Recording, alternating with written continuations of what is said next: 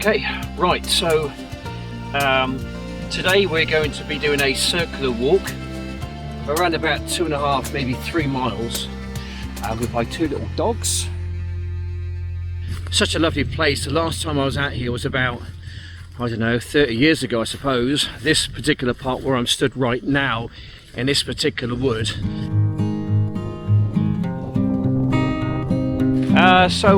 Yeah, nothing much really planned, to be honest.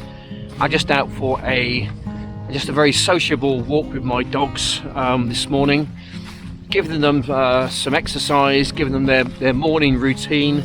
And I thought I'd take my drone with me and my cameras just to document my little walk. So there's some deer through there, you might just be able to see them running. There we go, there's a load of deer around here. To be heard. Anyway, well, there we go, people. That's what we're going to be doing today. I did have a pair of walking shoes, and I've tried to find them, and I don't know where they've gone. So I need to get myself another pair of walking boots, I think. But to be fair, the old golf shoes are pretty good, just because they're so comfortable. And they've got spikes on as well, plastic spikes, so you're not going to slip. I've completely, more or less, divorced myself from mainstream media, the fear-mongering which that throws at us, and it's just to put us in a state of fear. And I refuse to be put into a state of fear. And the best way to deal with it, I think, is to try and forget about it. And what better way to try and reconnect once again with nature. This really is a form of therapy for me, to get out here in the fresh air and in the downs of southern England.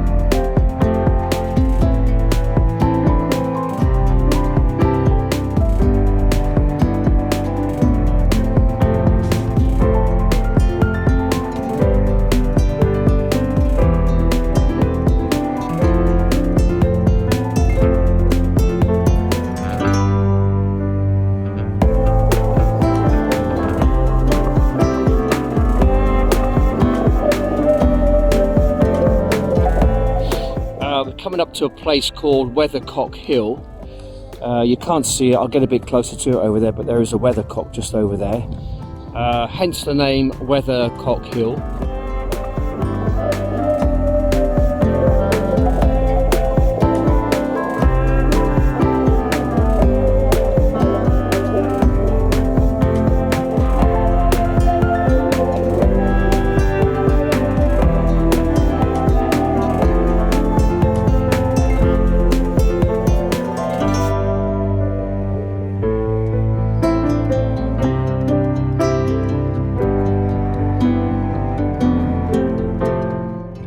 Spinning around, what I'm looking at is Ashdown House.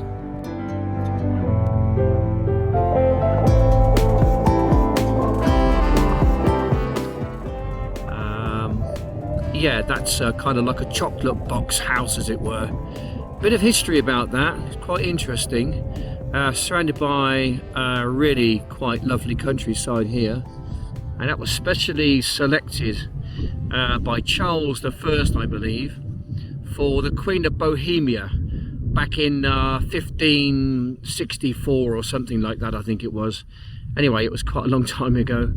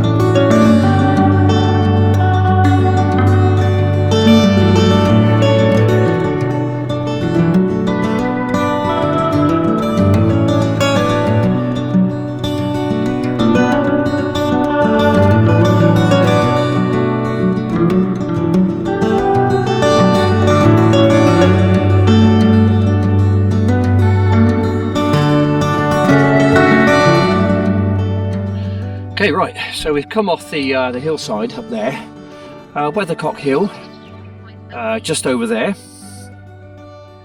Interesting thing in this field, okay, the last ice age was about 10,000, 12,000 years ago, which was called the Younger Dryas Ice Age, and it came down pretty much as far as southern England, and then it kind of retreated back again up north, and it's left some sarsen stones with it. That's the general kind of scientific explanation why these stones are in this field. You can't see it, but there is one over there. There's actually one just down by my foot. I just kicked it and I nearly fell over it. Didn't realise it was there until I just kicked it. What I'm going to do, I'm going to set my drone up and just fly you across the field, and we'll have a closer look at these sarsen stones.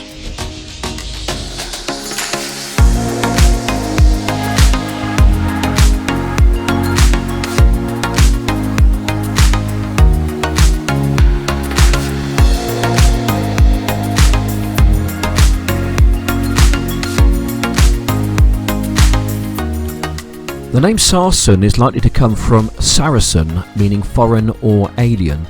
This is because the smooth brown rocks do look alien in contrast to the surrounding countryside.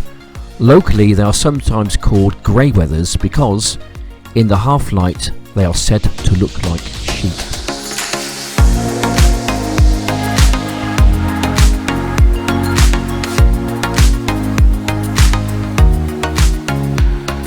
There are two theories as to how the sarsen stones came to be in our area.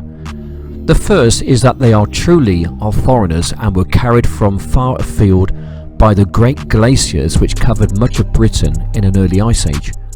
Whilst this has some appeal as a theory, it does mean that the stones have to come from somewhere, and that somewhere has yet to be found, unless all sarsen stones were transported to the Downs by the glaciers, which is somewhat unlikely.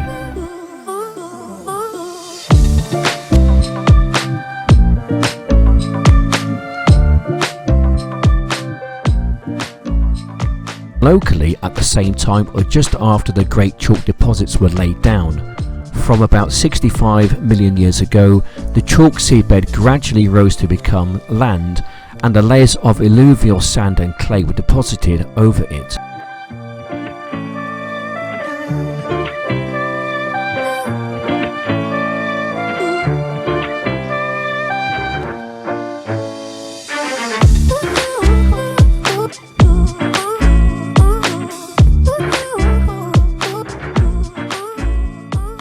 Bit of information here. Welcome, it says, built in 1662 by William Earl of Craven for the love of his life, Queen Elizabeth of Bohemia, the Winter Queen. There's some more information there. You can freeze frame if you like. Very interesting. So yeah, let's make our way into the main wood itself. Now, I have been here several times. I may have featured it once or twice on previous videos, but nothing in the past year, the past 20 or 30 videos I think, so it's probably about time I revisited this place once again. It's a bit boggy underfoot, just as well I've got my golf shoes on.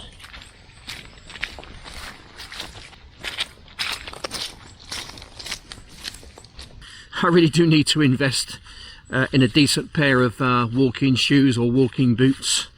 I think for the winter they would come in very, very handy, especially for the type of walking which I tend to do.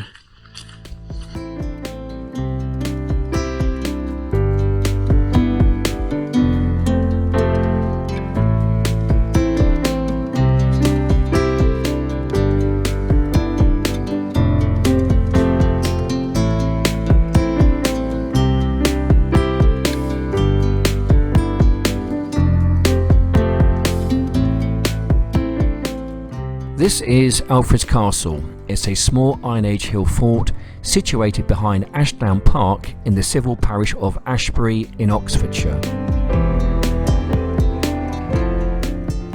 It lies 2 to 3 kilometres south of the Ridgeway and it's protected as a scheduled ancient monument.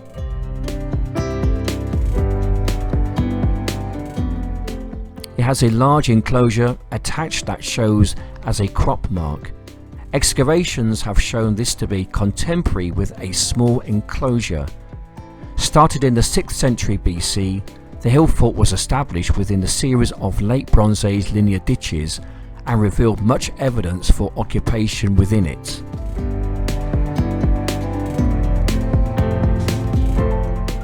In the late 1st century, a Romano-British farmhouse was built within the abandoned prehistoric enclosure. King Alfred won a great battle against the Danes at the Battle of Ashdown in AD 871. Being located just to the west of Ashdown House, Victorian antiquities associated Alfred's castle with the king's troop movements before the battle. The exact site of Alfred's battle has not yet been determined, however, so is a matter for debate. The most likely sites were near to Compton or Aldworth in Berkshire. Excavations were carried out at Alfred's Castle from 1998 to the year 2000 by archaeologists from Oxford University.